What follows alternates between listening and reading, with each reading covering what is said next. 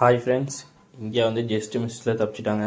இல்லைனா இந்த மொத்த கிரிக்கெட் உலகம் முன்னாடியே நேற்று அசிங்கப்பட்டு நின்றுருக்கணும்.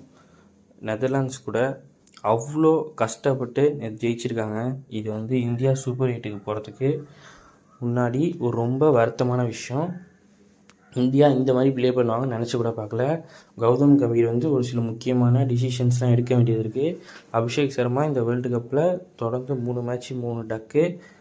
அதாவது கடைசி மேட்ச் நியூசிலாண்டோட இந்த 5 மேட்ச் T20 சீரீஸில் ஒரு டக்கு. இப்போ கன்சிக்யூட்டிவாக 4 டக்கில் இருக்கார். பார்ப்போம் என்ன நடக்குதுன்னு. சஞ்சு சாம்சன் வெளியே கதவை தட்டிக்கிட்டு ரெடியாக இருக்கார். அவருக்கு வாய்ப்பு கிடைக்குமான்னு. பேட்டிங்கில் ரொம்ப சொதப்பல். அபிஷேக் சர்மா அவரோட டக் ஃபார்மை கண்டினியூ பண்ணிகிட்டு இருக்காரு. இஷான் கிஷான் 7 பால் 18 அவர் எப்போதும் படி ஆகிட்டார். திலக் வர்மா கடைசி 3 மேட்சாக 25 இப்போ 31 அவரும் தாண்டிட்டார். சூரியகுமார் யாதவ் 34 ரன் 28 பாலில். ஹர்திக் பாண்டியாவும் சிவம் டூபும் இது இருந்ததுனால தான் இந்தியா அந்த ஸ்கோருக்கே வந்தாங்க. இல்லைனா நேற்றே மண்ணை கவியிருப்பாங்க. இது சூப்பர் 8க்கு போகிறதுக்கு முன்னாடி ரொம்ப ஒரு இந்தியாவை பாதிப்பு அடைஞ்சிருக்கும். பவுலிங் பார்த்தீங்கன்னா பும்ரா, வருண் சக்கரவர்த்தி அவங்க 2 பேர் தான் நேற்று அவ்வளோ சூப்பராக போட்டிருந்தாங்க. அதுக்கப்புறம் ஹர்ஷ்தீப் சிங் அவர் நல்லா போட்டிருந்தார். ஹர்திக் பாண்டியா, சிவம் டூபே ஓவர்லாம் வச்சு பிரிச்சுட்டாங்க.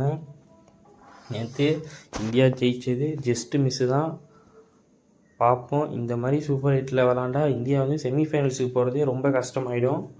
பார்ப்போம் என்ன நடக்குதுன்னு. எதனால இந்த மாதிரி முக்கியமான நேரத்தில் இந்தியா ஃபார்ம் அவுட் ஆகிறாங்கன்னு சுத்தமாக தெரில. இது அலட்சியமா இல்லை என்ன ரீசன்னே தெரில. அதுவும் அபிஷேக் சர்மாலாம் தொடர்ந்து 3-0 அதெல்லாம் ரொம்ப அலட்சியத்தில் விளாட்றது. அது இல்லாமல் சஞ்சு சாம்சன் ரெடியாக இருக்கார். ஆனால் அடுத்த மேட்ச்சும் சஞ்சு சாம்சன் வாய்ப்பு கொடுக்க மாட்டாங்க. பார்ப்போம் என்ன நடக்குதுன்னு. ஓகே ஃப்ரெண்ட்ஸ், நம்ம சேனலை சப்ஸ்கிரைப் பண்ணிங்க. நேற்று இந்தியா எப்படி விளாண்டாங்க நீங்கள் என்ன நினைக்கிங்க கமெண்ட்டை சொல்லுங்கள். Thank you friends.